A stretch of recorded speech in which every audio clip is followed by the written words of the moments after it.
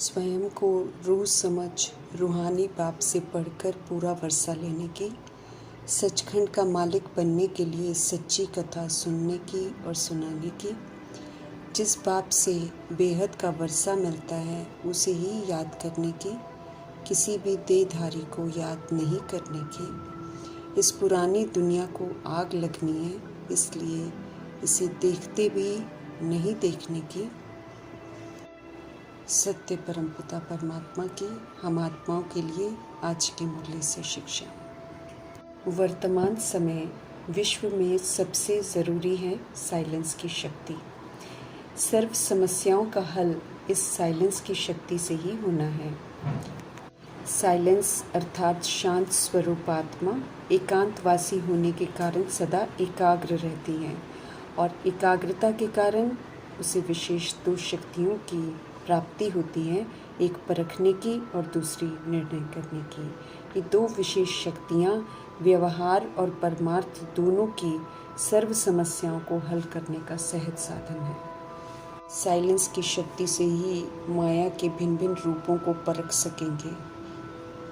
माया royal ईश्वरीय रूप रच कर भी आती है, इसके लिए परखने की बड़ी ज़रूरत पड़ती है। तो परखने की शक्ति, एकाग्रता की शक्ति और साइलेंस की शक्ति से ही मुमकिन है। शांत स्वरूप रहना और अशांत को भी शांत कर देना, ये बहुत बड़ा पुण्य का काम है जो इस समय करना है। हमें शांति की शक्ति जमा करके शांति का दाता बनना है। शांति की शक्ति से संस्कारों को भी मिलाकर चल सकते हैं। मीठे परमात्मा हम आत्माओं को समझ देते हैं कि कोई कैसा भी बिहेव करे, गड़बड़ करे, लेकिन हम आत्माएं शांत रहकर सबको शांति का सहयोग दें। साइलेंस की शक्ति से हमें अपने रजिस्टर को साफ रखना है। ड्रामा को यथार्थ समझ सर्व प्रश्नों से उपराम रहना है। अब तो सिर्फ हमें शुभ संकल्प से सब कुछ परिवर्तन करने की तरफ अटेंशन देना है। वैरायटी संस्कार है, वैरायटी हिसाब किताब है, वैरायटी बातें आनी है, परिस्थितियाँ आनी है, ऑपोजिशन होनी है। अगर दिल को लगाते रहेंगे तो दुखी होते रहेंगे, शिकवे शिकायत करते रहेंगे, अपनी रजिस्टर को गंदा करते रहेंगे। बात चाहे कोई भी हो, हमें प्रभाव मुक्त रहना है। श्रीमत पर चल बातों को शुभ भावना से परिवर्तन कर देना है। जब साइलेंस की शक्ति से हम लोगों के व्यवहार को देख रिएक्ट रिजेक्ट नहीं करेंगे, क्वेश्चन करेक्शन नहीं करेंगे, संतुष्ट रहेंगे, खुश रहेंगे, शांत स्थिर रहेंगे, शुभ सोच का, सत्यता का, दिव्यता का सहयोग देंगे तो लोकप्रिय भी बन जाएंगे। सत्य बाप का फरमान है, नो क्वेश्चंस नो करेक्शंस। इस कहने को मानकर जब हम फुल स्टॉप लगाएंगे और सत्यता और दिव्यता का सहयोग दूसरी सोल्स को देंगे तो प्रभु प्रिय भी बन जाएंगे। हमें साइलेंस की शक्ति से, समझ से, शुभ संकल्प से अपने रजिस्टर को रोज़ साफ करना है। चित्त पर कोई भी बात नहीं रखनी है। सच्चाई सफाई तो सभी को पसंद आती है, इसलिए वरदाता शिव का कहना है कि एक दिन के किए हुए व्यर्थ संकल्प या व्यर्थ कर्म को बीती सो बीती कर उसी समय फुल स्टॉप लगा देना है। दूसरे दिन उसकी लीक भी न रहे, ये हमको ज़रूर ध्यान रखना है। जो बीत गया वो भूतकाल में चला गया, उसका चिंतन करने से अपना ही नुकसान होता है, अपने ही रजिस्टर पर दाग लगते रहेंगे। रियलाइजेशन से फुल स्टॉप लगा देंगे। किसी भी तरह की व्यर्थ या नकारात्मक बात को चित्त पर नहीं रखेंगे तो चित्त भी साफ, नया रजिस्टर भी साफ रहेगा, सच्चे साहिब भी राज़ी हो जाएंगे। ड्रामा बना बनाया है, हम सभी ने बनाया हुआ है। हर आत्मा अपने किए हुए एक्ट के परवश होकर एक्ट कर रही है, तो उस पर क्यों क्या करना व्यर्थ है। वैसे भी हमें जो ओरिजिनलिटी की रियलिटी है उसको देखना है, अभी के हिसाब किताब को नहीं देखना है। दुनियावी रीति से, दैहिक रीति से देखना व्यर्थ है। ईश्वरीय दृष्टि से और ईश्वरीय समझ से देखना अर्थात सत्य को देखना, इस विधि से देखते हुए हमें लोकप्रिय और प्रभु प्रिय बनना है। वरदान को विधि पूर्वक फलीभूत करके हमको अपना बनाना है। सच्चे बाप का बनकर हमें सब तरह की अपवित्रता को मिटाना है। समझना भी ज़रूरी है कि अपवित्रता किसे कहते हैं। समझ मिली है कि व्यर्थ संकल्प अर्थात श्रीमत के विपरीत अशुद्ध, कमज़ोर, नकारात्मक, असमर्थ, अकल्याणकारी संकल्प करना अपवित्रता है। इससे तनाव, अशांति पैदा होती है, रजिस्टर भी खराब होता है। अब हमें स्व प्रति और सभी प्रति सिर्फ शांति, शुभ, शुद्ध, सकारात्मक, कल्याणकारी, समर्थ संकल्प कर पवित्रता को अपनाकर अपने रजिस्टर को साफ रखना है। सिर्फ सच्चे संकल्पों से ही पवित्रता, शांति और बाबा का वर्षा मिलता है। यथार्थ समझना है हमें कि व्यर्थ संकल्प करना और दूसरों के भी व्यर्थ संकल्प चला देना अपवित्रता है। हमें अव्यक्त इशारे मिल रहे हैं सदा हर्षित रहने के लिए। उसके लिए हमें अपनी नेचर को सरल और सहनशील बनाना है। सरल अर्थात सहज, सीधा, सादा, निश्चल, निष्कपट। स्पष्ट करते हैं शिव पिता परमात्मा कि मन, वाणी, कर्म में सरलता और सहनशीलता दोनों गुण बहुत ज़रूरी है। इसी से शक्ति स्वरूप बनते हैं। कहीं सहनशीलता अधिक है, कहीं सरलता अधिक है। अब हमें दोनों को समान बनाना है, तब श्रेष्ठता आएगी, रिश्तों में मधुरता और स्थिरता आएगी। स्पष्ट करते हैं बाप दादा कि सरलता और सहनशीलता से बनते हैं शक्ति स्वरूप। यही है सदा हर्षित रहने की कुंजी। सहनशीलता सुरक्षा कवच है। इसमें कोई शिकवा शिकायत नहीं होती है। आत्मिक प्रसन्नता रहती है, क्योंकि हम आत्मा भाइयों को सहनशील बनकर, सहनशील बनने और सरल बनने का सहयोग देते हैं। क्योंकि जो बनते हैं वही जो बनने वाली स्थिति है वो दूसरी सोल को सहयोग देती है। संगम युग में हमें ज्ञान का तीसरा नेत्र मिलता है। इसे बंद नहीं होने देना है। तीनों कालों की, तीनों लोगों की अभी हमको समझ मिलती है। हमें सोच समझकर अब त्रिकालदर्शी बनकर पाठ बजाना है, ताकि हमसे अब भूले न हो। तीनों कालों की नॉलेज से हमें समझ मिलती है कि जो हम करते हैं उसका परिणाम हमारे ही सामने आता है, हमें ही भोगना पड़ता है। फिर जो हम करते हैं वही फिर पास्ट भी हो जाता है, और फिर वही पास्ट फिर से हमारे सामने आता है। तो ऐसा कोई कर्म नहीं करना है जिससे कि हमको पश्चाताप हो या बुरा लगे। चाहे अच्छा हो या बुरा, वो मिटता नहीं है जो हम करते हैं। तीनों लोगों की नॉलेज से हमें अब विस्तार को समेटकर अपनी स्थिति को सूक्ष्म बनाना है। जितना हम कर्मयोगी फरिश्ते की विशेषता को यूज़ करते हैं और कर्मयोगी फरिश्ता बनकर पाठ बजाएंगे, उतना हमारी अवस्था सूक्ष्म बनती जाएगी और सूक्ष्म वतनवासी हम बन जाएंगे।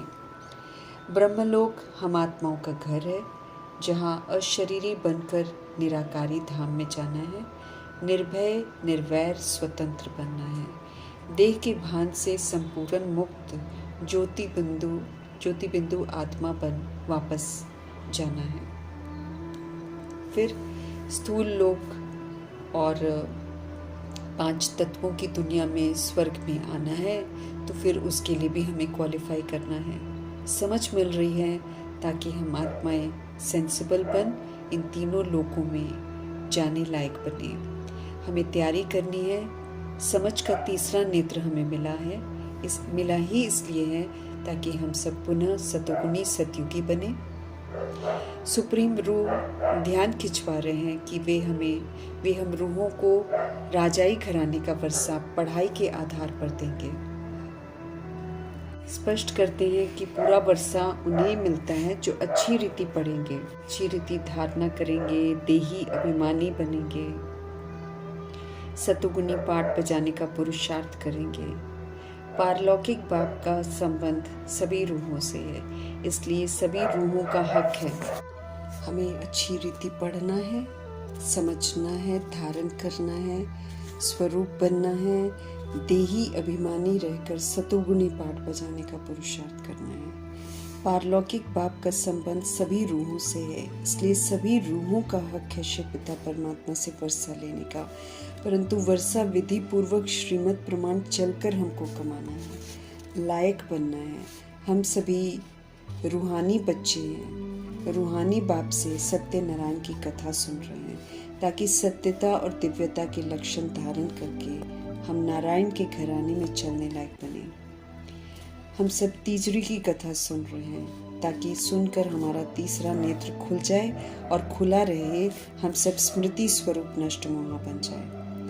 अमर कथा हम सुन रहे हैं, ताकि काल पर जीत प्राप्त कर हम सब अपनी पूरी आयु कर स्व इच्छा से शरीर छोड़ें और फिर स्व इच्छा से दूसरा लें। ऐसे अमर बन अमर लोक में जाने का हक प्राप्त करना है, रूहानी बाप का रूहानी बच्चा बनने का सबूत देना है।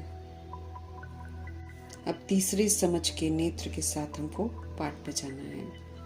उनकी श्रीमत पर चलकर सही मायने में शिक्षित होना है। सच सुनकर सच्चा बनकर हमें सचखंड का वर्षा लेना है। झूठ खंड में सब झूठ है, उस झूठ को अब आग लगनी है। दिखाई देने वाले कुछ भी जो दिखाई दे रहा है कुछ नहीं रहने वाला है, स्पष्ट करते हैं शिव पिता परमात्मा। इसलिए झूठ खंड से दिल नहीं लगानी है। रुद्र ज्ञान यज्ञ है, इसमें हमें हर बात की समझ मिलती है, तो समझ से पाठ बजाना है। थोड़े मिनट का ही रास्ता रह गया है अमरपुरी में जाने का, इसलिए समय व्यर्थ नहीं गंवाना है। स्मृति में रखना है कि हम सब आदि सनातन देवी देवता धर्म के हैं और हमें दैवी गुण से खुद को संपन्न बनाना है। संपूर्ण अहिंसक बनना है। स्वर्गवासी बनने के लिए पुरुषार्थ जरूर करना है। यूं ही नहीं जा सकते हैं। परमात्मा द्वारा स्थापन हेवन में लायक बनना पड़ता है।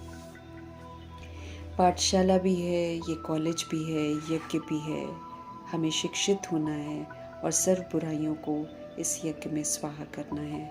हॉस्पिटल भी है, रूहानी सर्जन से अपना पूरा इलाज भी करवाना है। महाभारत लड़ाई ईश्वरीय परिवार के बाहर है। संगम युग में परमात्म छत्र छाया के अंदर कोई लड़ाई नहीं है।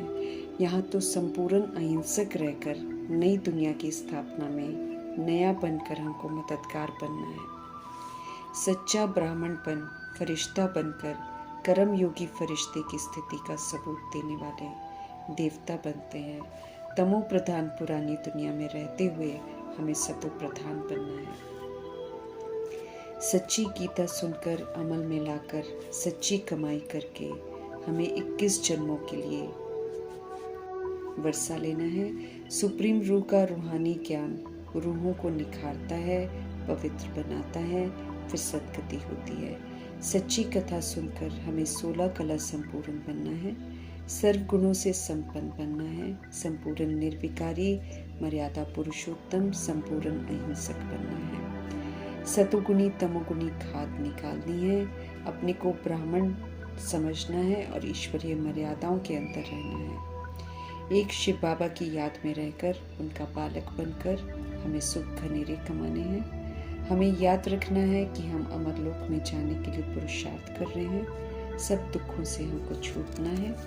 प्यार से बाप को याद करना है और उनकी श्रीमत पर जरूर चलना है। स्वयं को रूह समझने की मेहनत कर सच्चाई की तरफ लौटना है। रूहानी पढ़ाई पढ़कर पूरा वर्षा लेना है। जिनसे बेहद का वर्षा मिलता है हमें उन्हें ही याद करना है।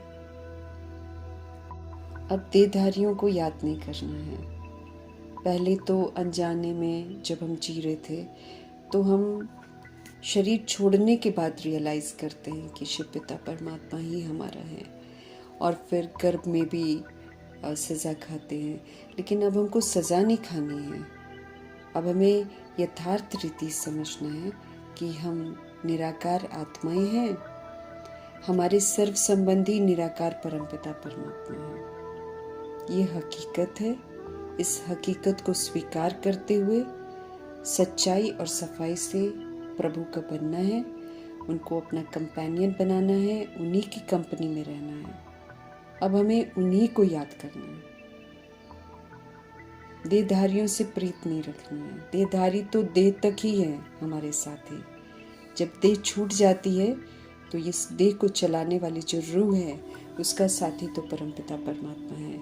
जहाँ सब छोड़ देते हैं वहाँ परमपिता परमात्मा साथ देते हैं। तो वो सच्चा साथी है, तो उसे सच्चे दिल से याद करना है।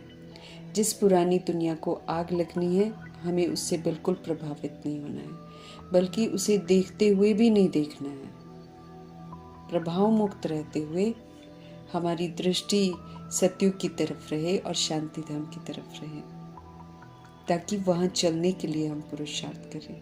जो खत्म होने वाली दुनिया है उसको क्या देखना है, उससे तो डिटैच होना है, ताकि जब वो खत्म हो तो वो हमको प्रभावित न करे, बल्कि हम अचल अडोल शांत स्थिर रहकर जो रूहें हैं उनको पूरा सहयोग दें। स्मृति स्वरूप बनकर उनको भी स्मृति स्वरूप बनाएं। जग कर हमको जगाना है, इस तरफ हमको विशेष ध्यान देना है।